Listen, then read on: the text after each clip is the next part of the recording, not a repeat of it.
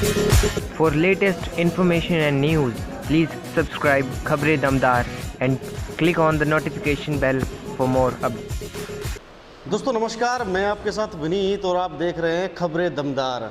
आज हम पहुंचे हैं पानीपत के संभालका नगर पालिका में। दरअसल आपको बता दें कि संभालका नगर पालिका में नगर पालिका के लिए चुनावी बिगुल बज चुका है और वहीं नामांकन प्रक्रिया कल पूरी कर दी गई थी। आपको बताते चले कि यहाँ नगर पालिका के लिए 7 चेयरमैन ने नामांकन किया है, जिसमें एक जो नामांकन चेयरमैन पद के उम्मीदवार हैं उमेश उर्फ गोल्डी मेरे साथ मौजूद हैं आज खास बातचीत के लिए। तो आज हम उनसे जानेंगे कि आखिर किस तरह से संभालका की जनता का सपोर्ट ये करते हैं और किस तरह के इनके जनता के प्रति विचार हैं। तो गोल्डी भाई, आपका बहुत बहुत स्वागत है। धन्यवाद। सबसे पहले जय श्री राम आप सबको, संभालका की जनता को। मेरा राजनीति में एक ही फोकस रहेगा आने का, जनता की भरपूर सेवा करना, और वो हम शुरू से कर भी रहे हैं। मेरे फादर साहब श्री लेखराज खट्टर जी जो इनेलो पार्टी से जुड़े हुए हैं और 31 साल पुराना इनके साथ संबंध रहा है उनका, और वो लगातार सेवा भी कर रहे हैं समाज में और खूब विकास भी कराए हैं, काम भी कराए हैं लोगों के, ऐसी कोई बात नहीं है। अब तो हमारे को मौका मिलेगा प्रशासन में आने का, तो और भी भागीदारी हमारी बढ़ेगी इसमें। गोल्डी जी, आमतौर पर देखा जाए तो यहाँ 17 वार्ड हैं, जिसके अंदर करीब 73 वार्ड मेंबरों ने नामांकन किया है। आप किस तरह से उन वार्ड को देखते हैं, उनकी समस्याओं को किस तरह से देखते हैं और आने वाले समय में आप किस तरह से इस संभालका नगर पालिका को देखेंगे? मैं जिस तरीके से देख रहा हूँ संभालका के अंदर हमारे यहाँ समस्याओं का बहुत समस्याएँ हैं, मतलब 1 गिनाऊँ 2 गिनाऊँ, बहुत सारी हैं जिसकी कोई गिनती नहीं है।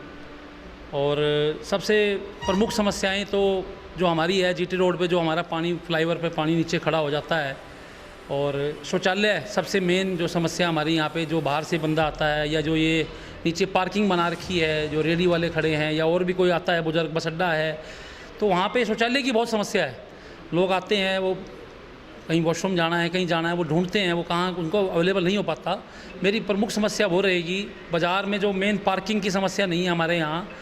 कूड़ा कचरा इतना रोडों पे खिंडा पड़ा है, पॉलिथीन इतनी खिंडी पड़ी है, मुझे कोई समाधान नहीं है किसी भी चीज़ का। और कई वार्डों में मैंने देखा है, सर्च भी किया है, पूछा भी है लोगों से, तो हर वार्ड की अपनी अलग अलग समस्याएं हैं। किसी वार्ड में देखोगे तो आप जाओगे तो वहाँ पानी की समस्या है, किसी वार्ड में देखोगे तो वो कहेंगे लाइट की समस्या है, और जो हमारा ये चुलकाना धाम की तरफ सड़क जा रही है, यहाँ पर तो एक बहुत मेजर समस्या जो मेरे को सुनने को मिली है कि जो बरसात जब आती है तो वहाँ पानी बहुत इकट्ठा हो जाता है।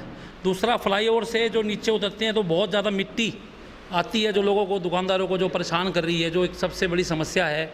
और 1-2 वार्डों में लाइट का जो बहुत मेजर समस्या है, रात को जो आते हैं, लेट आते हैं, लाइट की समस्या बहुत ज़्यादा, पानी खड़ा हो जाता है कई जगह।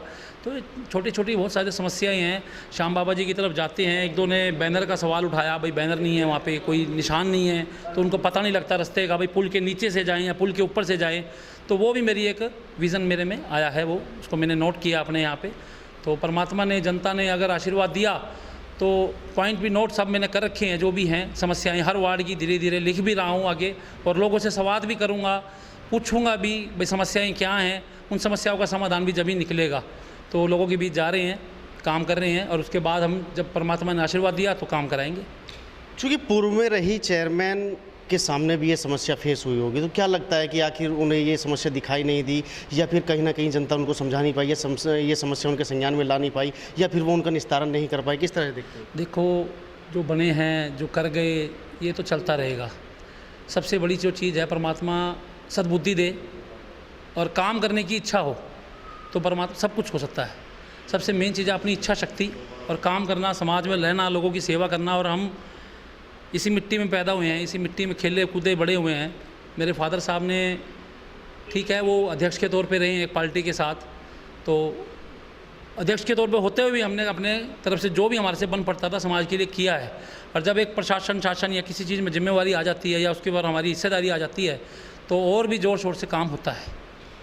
अगर संभालका नगर पालिका की जनता आपको एक मौका दे देती है तो किस तरह से आप उस जनता की सेवा करने का जो है बखान करेंगे? वही मैंने आपको कहा है, देखो जनता अपना प्रतिनिधित्व जब ही चुनती है कि उसकी समस्याओं का समाधान हो।